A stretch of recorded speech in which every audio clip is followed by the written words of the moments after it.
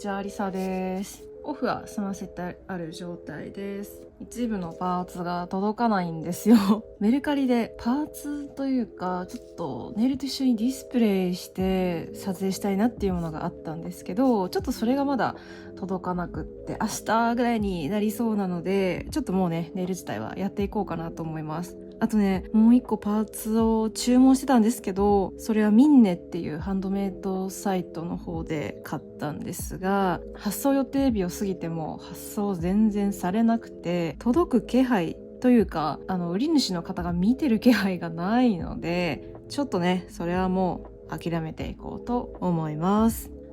今日使うジェルはこちらの3つなんですけど、この中からこちらの水色のジェルを使っていきたいと思います。これはワンダージェルっていう韓国のブランドなんですけれども、そこで買ったクリームソーダのシリーズになってます。こちらの箱に入ってました。ワンダージェルキッチュクリームソーダっていうシリーズですね。すでに開封をしてあるんですが、中はこんな感じでディスプレイカードとカボションがセットでついてました。カボションまでついてるのって結構珍しいですよね。私はやっぱりこういうのもったいなくてなかなか使えないたちなので、これはそのまま保管しておこうと思います。では早速ネイルを始めていきたいんですけど、今回はシリコンモールドを使ってパーツを作っていくので、先にパーツから作業を始めていこうと思います。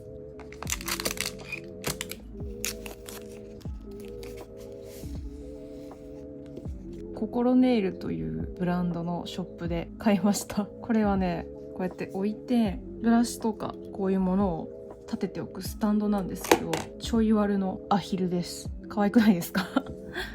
結構ね、幅も広くてたくさん置けるので使いやすそうだなと思って買いました。ドットペンを使うとシリコンモールドを傷つけずにジェルを行き渡らせやすいと思うので、こちらも用意しておきます。まず使うのはこの貝殻のシリコンモールドですね。大きさどれぐらいがいいかな。真ん中のやつがちょうど良さそうですね。こちらの羽のモールドも使用します。あとこちらの小さい星と月と貝殻のモールドも使っていきます。ではまずノンワイプトップを使っていこうと思います。これは以前になくなりそうだったノンワイプトップをボトルからコンテナに移したものになりますね。ライナーブラシを使って薄く表面に伸ばしていきます。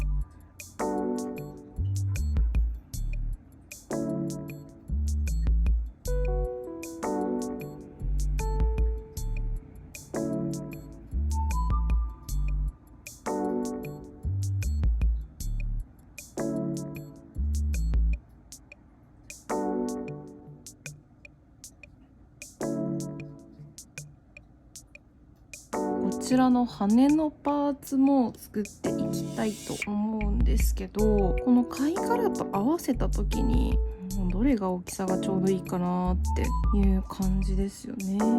一番小さいサイズかな。やっぱりちょっと細かい作業になりそうなので、ライナーブラシで埋めていきます。これなんで最初に透明にしてるかというと、パーツを普通のカラージェルでいきなり作っちゃうと、最後に上からノンワイプトップで仕上げをする作業が必要になると思うんですよね。それが結構ね、ちゃんと隅々なまで柄を潰さずにできるかっていうのがあるので、先に一番最初からノンワイプを敷いてあげることによって、最悪上からトップジェルを塗らなくても完成にできるような状態にしております。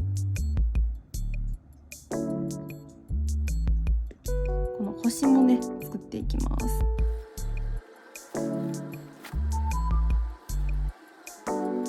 本当はね、このモールドの作業あらかじめ作っておくとかやっとけばよかったんですけど、もうね、平日がちょっと今週は忙しくって、このネイルの道具を出してしまってっていうのがなかなかできなくって、当日になっちゃいました。その分まあ時間はかかっちゃうんですけど、こういうのね、結構私好きなんですよね。レジンとか昔流行った時2015年ぐらいにめっちゃドハマりしていっぱい作ってました。キーホルダーとかピアスとか。この当時ってこんなにたくさんの種類のゴールドってまだ売ってなかったんで、なんか今の人はいいなとかって思ったりします。この貝殻のパーツも使いたいのでジェルを入れていきます。めっちゃリアルですよ、この貝殻。本物みたい。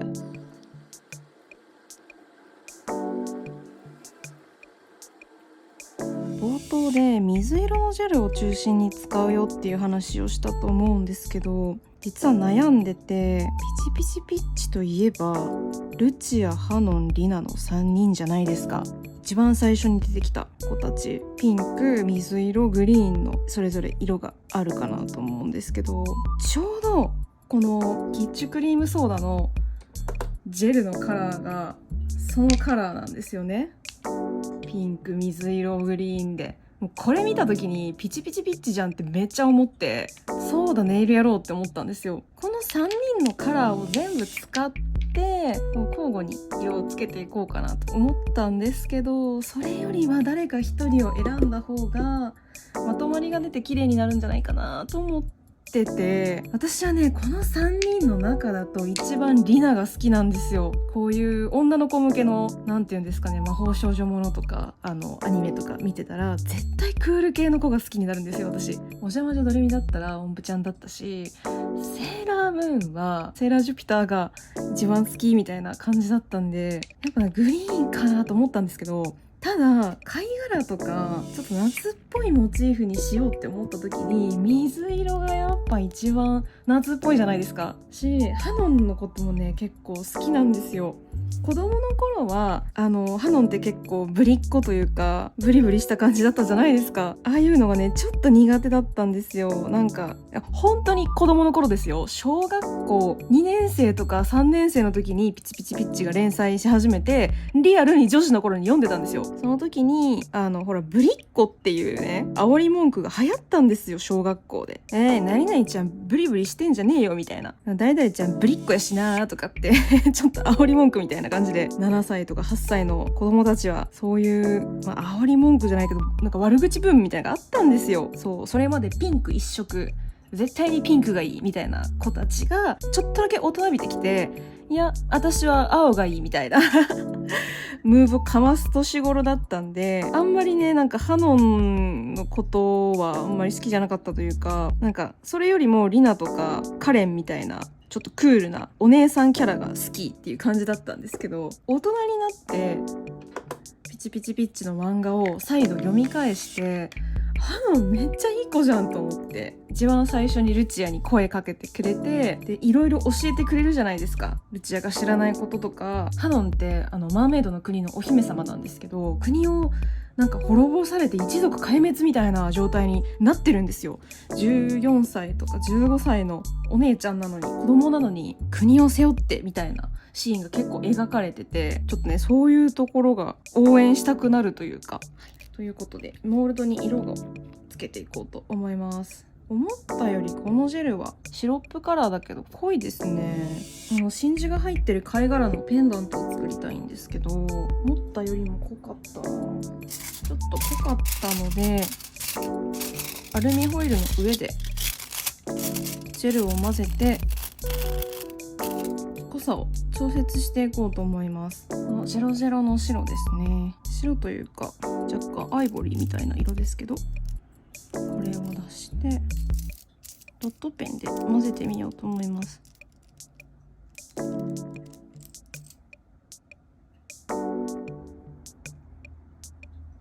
じゃあ次は羽なんですけど、確かハノンの真珠のペンダントって羽の部分が濃い青なんですよね。と思ってこのキャンドゥのインディゴブルーっていうのを買ってきたんですけど、これはちょっとクリア感がなさすぎるな。藍色に近いな。名前がインディゴだから藍色なんですけど、これはもともと持ってたんですが、サファイアっていう色もあります。これも若干藍色だな。ラメ入り。なんかこれもちょっとイメージが違うなっていう感じなので、ちょっとこれはこのワンダージェルですね、そのままを使っていこうと思います。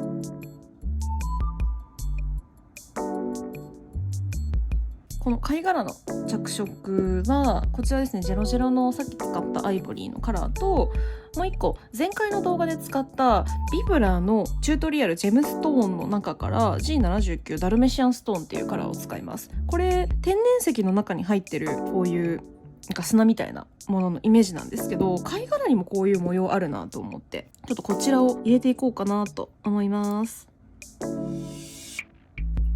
ね、星はハノンの紙についてる星、人手をイメージしてるので黄色で色付けしていきます。ピチピチピッチアクアを Kindle でまた大人買いしたので読んでたんですけど、さらに進化して帰ってきたっていう感じで、いろんなものがパワーアップしてました。今度はね、男のマーメイドが出てくるんですよ。マーマンっていう名前でしたね、作中では。あとガクト様がね、ガクト様の一族がとかっていう話もあったりして、結構大人になってから読んだ方が話のつながりとかストーリーはよく分かって面白かったなって思いましたね。ガクト様といえば原作の最初の章の大きい敵のボスみたいな感じなんですけど、第1章で主人公たちに敗れてガクト様は亡くなっちゃうんですね。なんだけど亡くなった後になんか幽霊っていうのかな、魂だけはまだ残ってて、主人公たちを結構ね助けてくれるんですよ。激アツじゃないですか。なんだかんだガクト様結構大きい存在ですよね、亡くなってからの方が。と私一番話の中で罪深いなと思ってるのが、そのハノンの好きだった相手の美月先生だなと思ってて、嵐がカイトが船から落ちて、それをルチアが助けてっていうところから物語始まりますけど、その嵐の原因ってサラじゃないですか。インド洋のマーメイドプリンセスのサラが当時恋人だった、なんだっけな、なんか一緒に逃げようみたいな感じになるのかな、海岸に来てみたいな約束をしたんだけど先生は来なくて、なんでかっていうとサラは一国の長というかプリンセスなのでもう諦めてくれみたいなのをその従者の人が美月先生に言ってて、そのサラの使命をちゃんと果たせるように身を引こうみたいな感じで美月先生は約束の日に場所に現れなかったんですよね。それでサラはもう取り乱しちゃって我を忘れて大暴れして、なんかその感情の起伏っていうんですかねが、そのなんか海とかとこう連動してるっぽくて、もう海が荒れに荒れてすっごいなんか大災害みたいな感じになっちゃうんですよ。もう城とかも破壊しちゃって、それでサラは逃げるんですよね。私はなんてことをみたいな感じで我に返って逃げた先に、確か深海のガクト様の一族ですね、パンタラッサ一族を封じたところがあって、そこの封印を解いちゃうのか弱めたのかわかんないんですけど、大きく力を貸しちゃったんですね、その悪の一族が復活しようとするのに。だから嵐の原因になったのって太郎ちゃんだし、美月先生ね、そこをなんかちゃんと説得して分かり合って言えばそんなことにならなかったじゃんっていう感じなんですよ。はい、だいたいカラーをつけ終わったので、上からまたノンワイプトップを入れて型から外していこうと思います。多分このノンワイプは全部埋め切らなくていいと思います。なぜなら爪って湾曲してるじゃないですか、表面が。そこに合わせてカーブをつけるのが理想なんですけど、なかなかシリコンモールドで自作だとこっち側、この表側にねカーブをつけるのって難しいと思うんですよ。だからたっぷり入れて平らにするんじゃなくって、ちょっと少なめに入れてへこみを残しておくことで爪の表面にフィットしやすくなるんじゃなかろうかという算段でございます。今回はじゃじゃーん、メルヘンチェーンリング 50p という100均の常時アイテムも購入してみました。これはね、ネイル系の韓国の YouTuber さんでハボムさんっていう方がいらっしゃるんですけど、その方が同じくピチピチピッチネイルを何年か前にやってらして、その際に使ってたアイテムなんですけど、このハートめっちゃマーメイドたちのお魚と人間の部分をつないでるあれに見えませんか？あれなんて言うんだろう、くるんってなってるところ、これをねハボムさんはそのまま爪に乗せてらっしゃったんですけど、切り取れないかなと思っていて、でかすぎるんでなんかちぎれないですかねこれあ、いけそう、いけた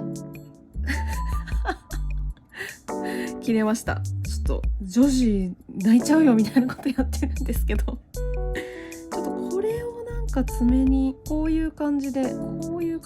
せて、あのクルンの部分を再現していきたいなと思います。削っていけばいけるかな。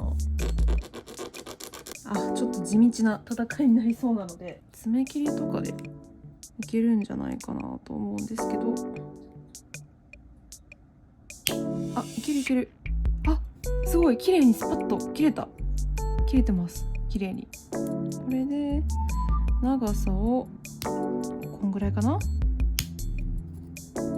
めっちゃいい感じ。我ながら天才で、ちょっと表面を軽く整えておきます。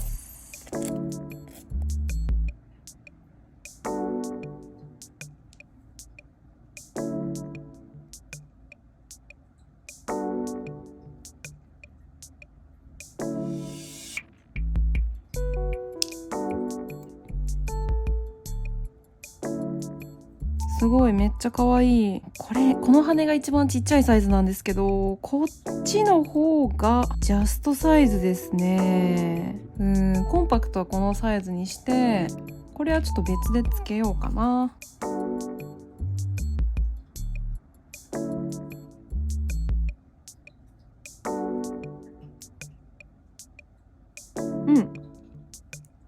これもちょっとマットな仕上がりですね。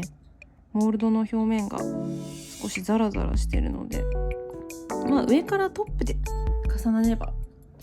つるんとするでしょう。